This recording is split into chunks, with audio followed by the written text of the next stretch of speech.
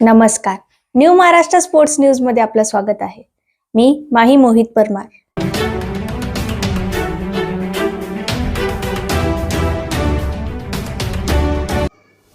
Maharashtra cricket असोसिएशनच्या वतीने पुणे या ठिकाणी सुरू असलेल्या सिनियर वुमन T20 निवड चाचणी स्पर्धेत खेळाडूंनी उत्कृष्ट कामगिरी करत निवड समितीचे लक्ष वेधून घेतले आहे. या स्पर्धेत MCAA आणि MCSC यांच्यात रंगलेल्या सामन्यात MCSC संघाचे शानदार प्रदर्शन केले. या सामन्यात MCSC संघाकडून फलंदाजी करताना सुहानी कहंडा हिने आक्रमक आणि संयमी खेळी करत अवघ्या 38 चेंडूमध्ये 10 चौकार व 2 षटकाराच्या मदतीने नाबाद 69 धावा ठोकल्या. सुहानीने सुरुवातीपासूनच आक्रमक फलंदाजी करत प्रतिस्पर्धी गोलंदाजावर वर्चस्व गाजवले.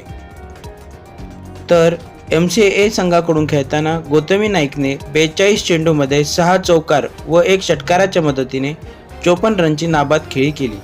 सध्या सुरू असलेल्या या निवड चाचणी स्पर्धेमध्ये महाराष्ट्र क्रिकेट असोसिएशनच्या निवड समितीचे विशेष लक्ष असून आगामी स्पर्धेसाठी सक्षम संघ निवडण्याच्या दृष्टीने प्रत्येक खेळाडूंच्या कामगिरीचे बारकाईने निरीक्षण करण्यात येत आहे. फलंदाजी, गोलंदाजी तसेच क्षेत्ररक्षण या तिन्ही विभागातील खेळाडूंना सातत्यपूर्ण कामगिरीची नोंद निवड समितीकडून घेतली जात आहे.